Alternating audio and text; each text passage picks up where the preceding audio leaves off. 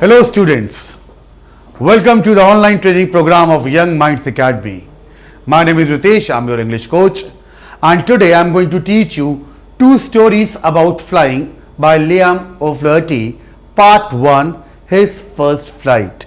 Alright, अब मैं ये चैप्टर स्टार्ट करता हूं.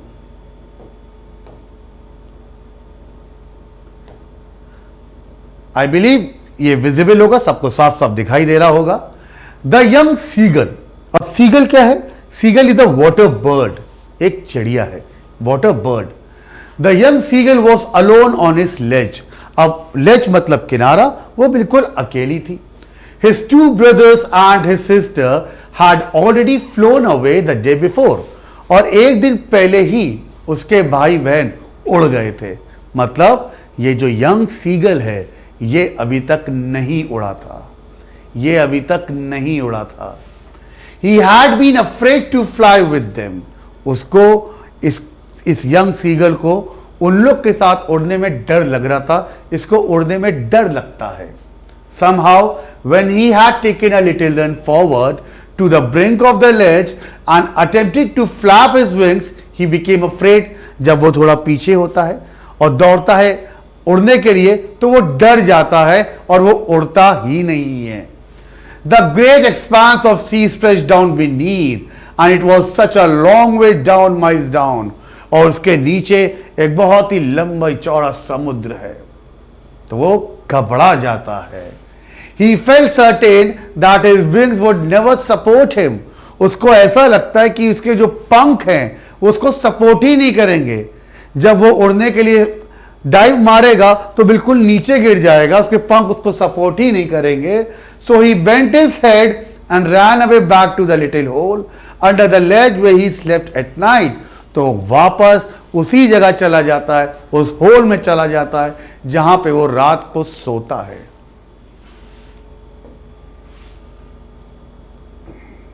अब यहां पे मैंने कुछ मीनिंग लिखी है.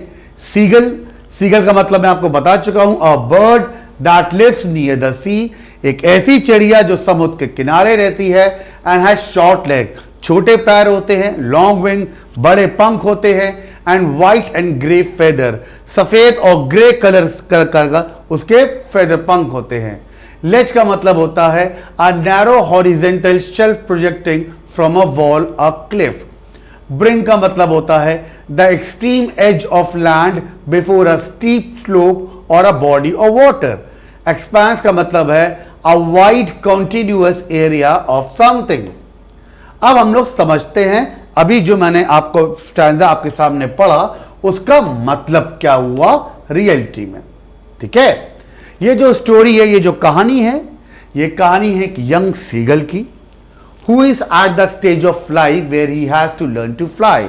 जो अपनी एज ऐसी स्टेज पर था, ऐसी उम्र में था जहां पर उसको उड़ना ही है, जहां पे उसको उड़ना सीखना है. Unlike his younger brothers and sisters, जैसे कि उसके जो भाई बहन थे, he is too afraid to fly. मतलब वो तो उड़ गए मगर इसको अभी भी उड़ने में डर लग रहा है. When all of them went for flying for the first time near the edge of the sea, जब उसके सारे भाई बहन चले गए उड़ने नदी के किनारे, all of them except him, सिर्फ ये बचा, सिर्फ यही उड़ नहीं पाया. He could not trust his wings. क्यों? क्योंकि ये अपने जो विंग्स थे, उसके जो पंख थे, उस पर इसको भरोसा ही नहीं था. He got terrified by the vast sea. वो डर जाता है इतने बड़े समुद्र को देख के. And got convinced that he could never fly. और वो ये बात मान लेता है कि अब वो कभी उड़ नहीं सकता. एज अ रिजल्ट, इसका रिजल्ट क्या हुआ? He was ashamed and disheartened. वो बहुत ही शर्म जैसा उसको महसूस होती है, उसका दिल बिल्कुल टूट जाता है. And went inside the ledge way usually he slept. और वापस उस लेज में चला जाता है जहां पर वो सोता है. आगे बढ़ते हैं.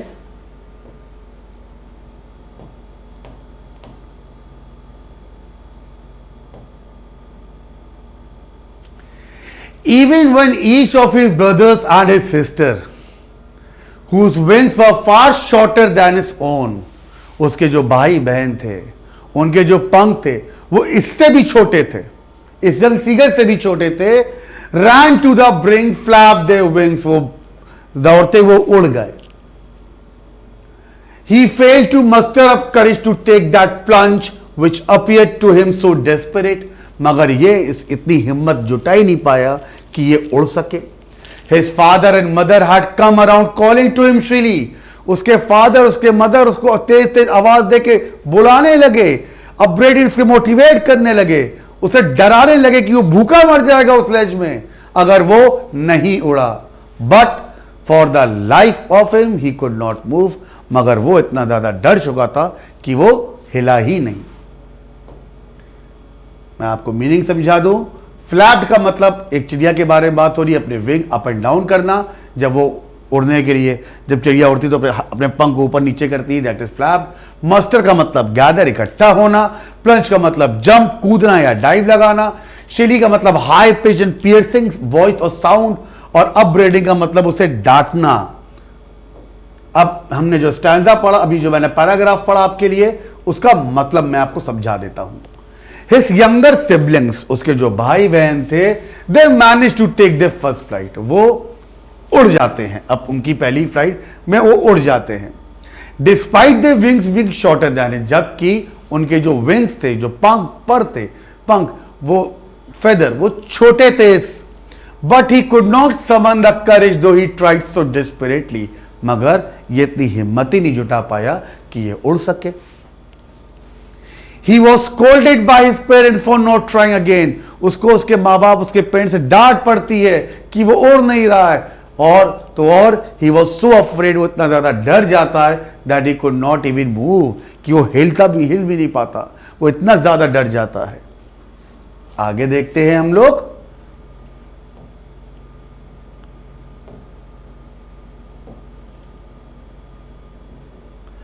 That was 24 hours ago. ये बात थी करीब 24 घंटे पहले की.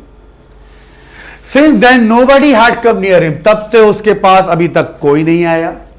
The day before, all day long he had watched his parents flying about with his brothers and sisters, perfecting them in the art of flight, teaching them how to skim the waves and how to dive for fish.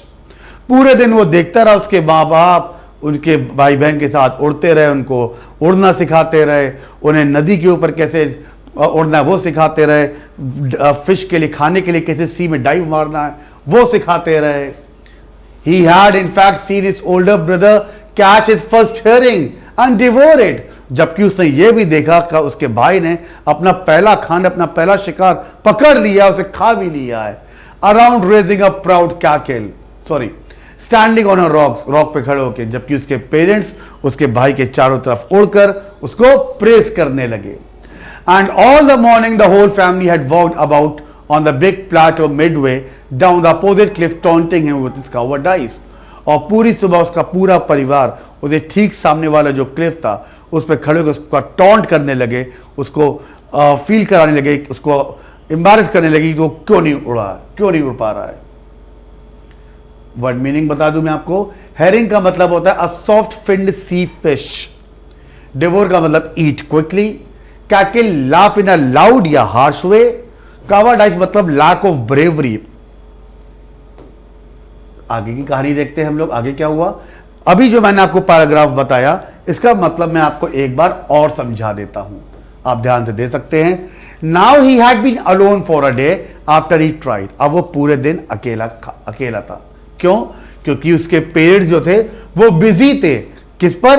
अपने उसके भाई बहन पर focus कर रहे थे. वो उसके पेरेंट्स उनके सिबलिंग्स को क्या सिखा रहे थे?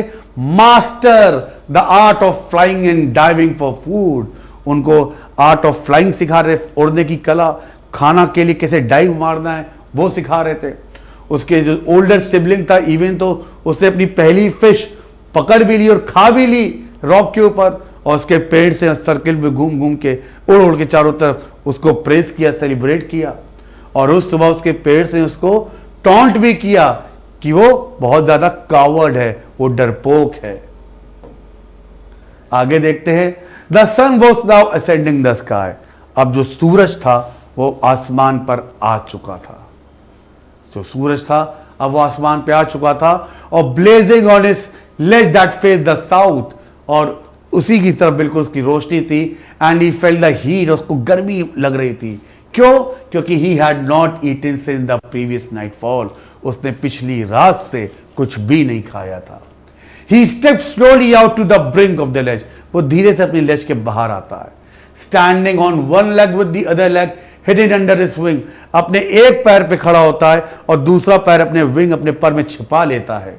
ही क्लोज वन, अपनी एक आंख बंद कर लेता है और pretended to be falling asleep, और ऐसा प्रिटेंड शो करने लगता है अपने पेरेंट्स को जैसे कि भूख के मारे उसके अंदर अब जान नहीं, उसको नींद आ रही, वो सो रहा है। Still they took no notice of him, फिर भी उसके पेरेंट्स उसकी तरफ कोई ध्यान नहीं देते।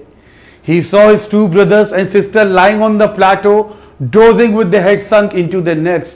उसने देखा कि उसके भाई बहन सामने के प्लेटो पे अपने विंग्स के नीचे अंदर अपना सर रखकर आराम कर रहे हैं। His father was preening the feathers on his white back. उसके फादर अपना फेदर्स सही कर रहे हैं। Only his mother was looking at him. सिर्फ उसकी माँ ही उसकी तरफ देख रही है। She was standing on a little high hump on the plateau. उसकी माँ कुछ प्लेटो के ऊपर साइड पे खड़ी थी। Her white breast thrust forwards, उसकी तरफ चेस्ट करके। Now and again she tore at a piece of fish. उसके बाद उसकी माँ ने एक फिश का टुकड़ा तोड़ा। That lay at her feet, अपने पैरों से उसको पकड़ा। And then scrapped each side of her beak on the rock, और अपनी बीक, अपनी चोंच से उसका दो हिस्सा कर दिया। The sight of the food maddened him, और खाना देखते ही वो बिल्कुल पागल जैसा हो गया। How he loved to tear food that way, उसे कितना अच्छा लग रहा था खाने को इस तरह टुकड़ा करते हुए देख के।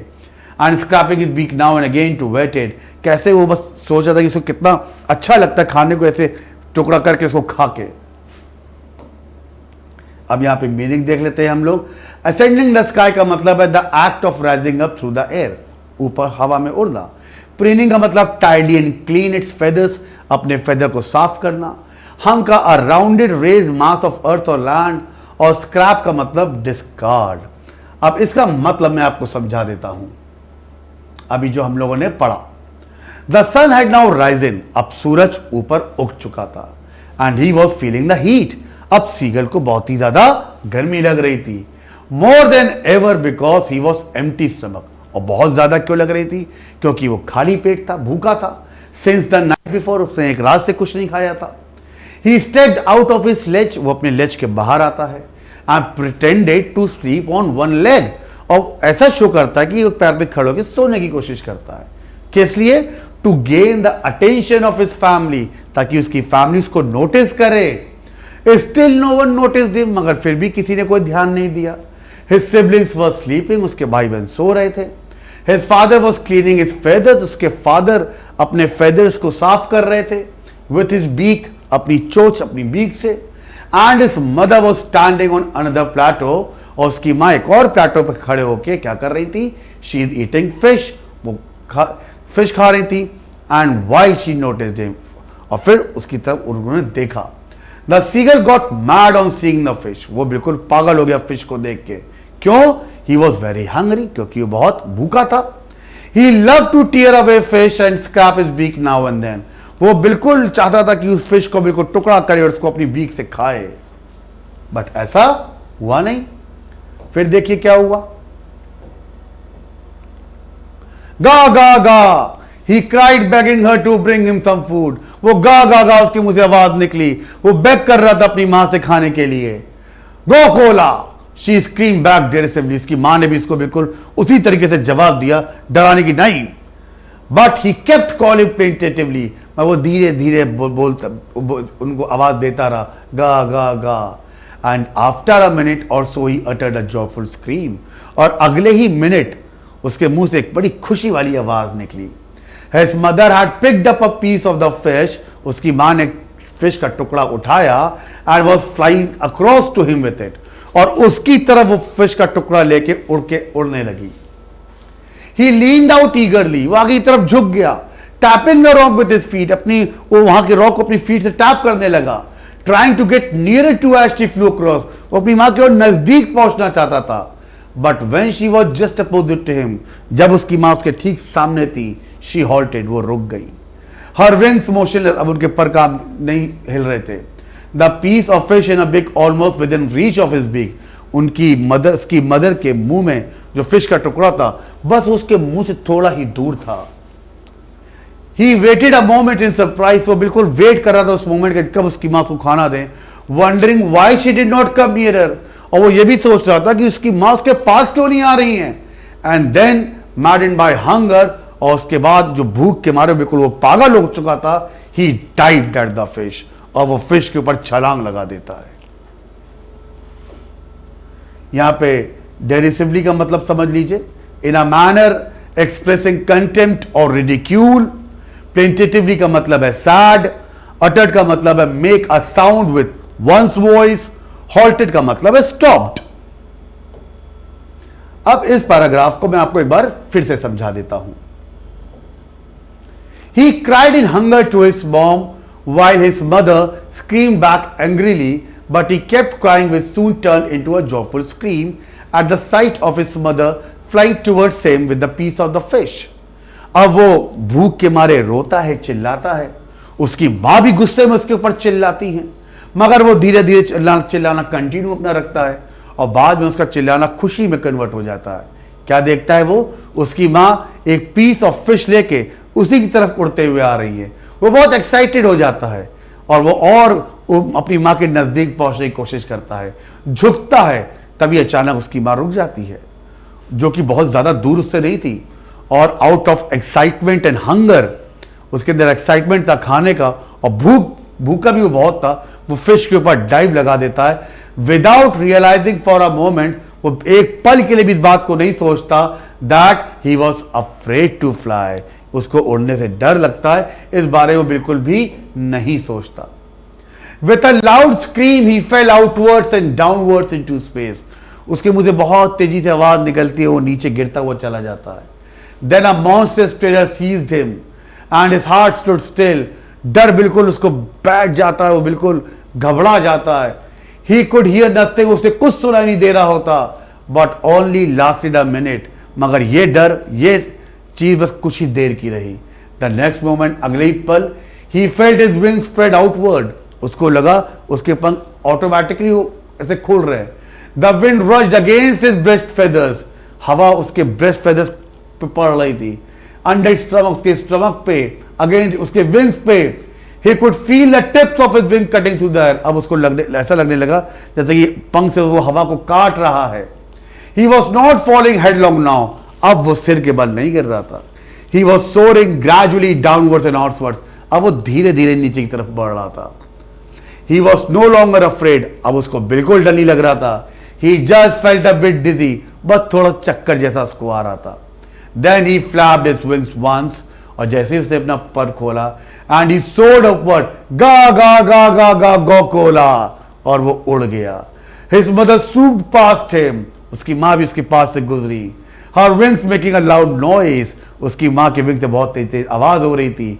He answered her with another scream, उसने अपनी मां को एक और तेज आवाज में आवाज दी। Then his father flew over him screaming, फिर उसके फादर भी उसके पास आगे आवाज निकालते हुए। He saw his two brother and his sister flying around him, उसने देखा उसके भाई बहन भी उसके आसपास फ्लाई करने लगे। Curveting and banking and soaring and diving, और फिर उसके बाद उसके भाई बहन उड़ने लगे, डाइव मारने लगे। यहां पे मॉन्स्टर्स का मतलब है हॉरिबल, सीज का मतलब है ग्रैब, हेडलॉन्ग का मतलब है with the head foremost, soaring का मतलब है फ्लाइंग और rising high in the air, swooped का मतलब है especially of a bird move rapidly downwards through the air, curveting का मतलब है perform a series of jumps on the hind legs. अब इस पैराग्राफ को एक बार फिर से ध्यान से समझते हैं। He got so excited that he fell as soon as he tried. वो बहुत ज्यादा एक्साइटेड हो जाता है, वो नीचे गिर रहा होता। For a moment he was in a shock, एक पल तो बहुत ही शॉक में था। And stood still out of terror, बहुत ज्यादा डरा हुआ था। All this lasted only for a moment, और बस ये डर कुछ ही देर का था। His feathers opened as he flied, और जैसे उसने उड़ने की कोशिश की ऑटोमेटिक उसकी फेदर ओपन हो गए। He could feel a wind against his breast feathers, उसको अपने ब्रेस्ट फेदर पे विंड हवा महसूस होने लगी।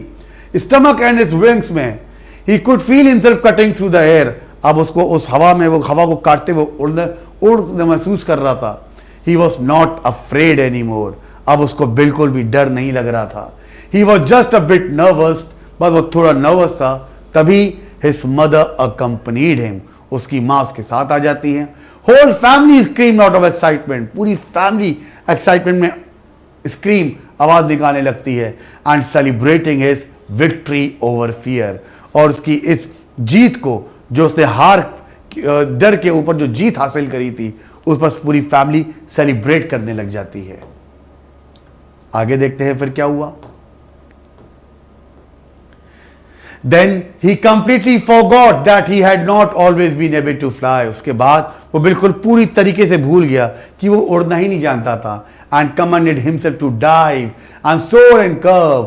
उसके बाद वो खुद डाइव करने लगा, उड़ने लगा, जंप करने लगा, shrieking shrilly, आवाज निकालने लगा। He was near the sea now. अब वो समुद्र के पास पहुंच गया। Flying straight over it, ठीक समुद्र के ऊपर उड़ रहा था। Facing straight out over the ocean, ocean के ठीक ऊपर। He saw a vast green sea beneath him. उसने अपने नीचे एक बहुत ही विशाल ग्रीन सी देखी। With little ridges moving over it, and he turned his beak sideways and cawed amusedly. Shrieking का मतलब है make a high pitched piercing cry or sound. Shrilly का मतलब है loudly and forcefully. Ridges का मतलब है a long narrow hilltop, mountain range or watershed. And cawed का मतलब है utter a call. अब इसका मतलब मैं आपको समझा दूं, इस पैराग्राफ का मतलब क्या था एक बार फिर से। Once he overcame his fear, जैसे ही उसने अपने डर पर काबू पाया, he forgot that he was once afraid of it. वो बिल्कुल भूल गया कि एक बार तो उसको उड़ने पर डर भी लगता था।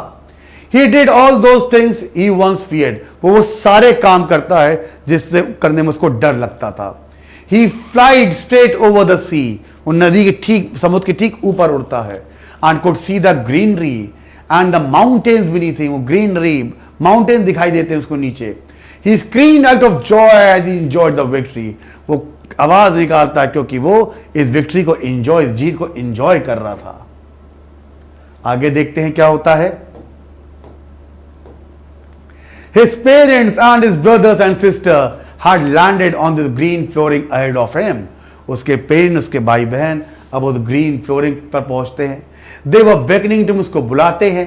Calling shrilly, he dropped his leg to stand on the green sea. वो अपने पैर रखता है उस ग्रीन सी पे खड़ा होने के लिए।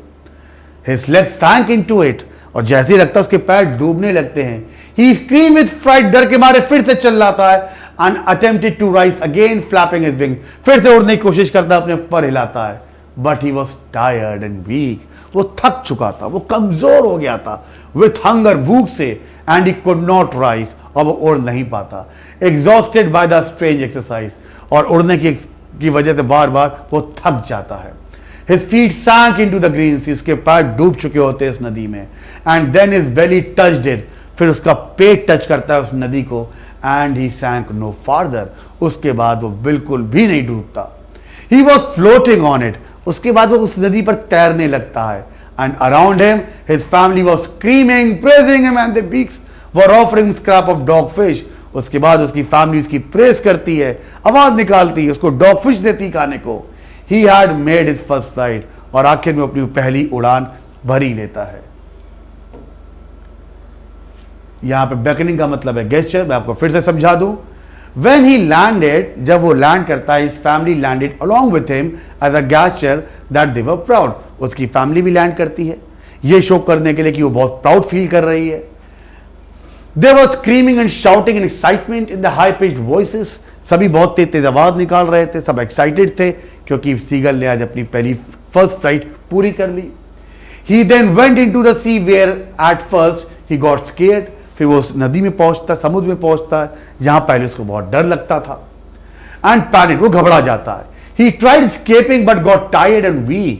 वो वहां से निकलने की, बचने की कोशिश करता है मगर वो बहुत थक चुका होता है, वो कमजोर हो गया होता है भूख से। He calmed down. जब वो शांत होता है वो ऑटोमेटिकली नदी पर तैरना स्टार्ट कर देता है, जिस चीज से एक बार उसको डर भी लगता था। अब उसकी फैमिली सेलिब्रेट करती है, एक्साइटमेंट, उसको खाना देती है। और finally he had overcome his fear and he had made his first flight. और आखिर में वो अपने डर उसका निकल जाता है और अपनी पहली उड़ान, अपनी फर्स्ट फ्लाइट कंप्लीट कर लेता है। So my dear friends, this is the part 1। Next video में मैं पार्ट 2 लेके आऊंगा। Thank you very much, have a nice day.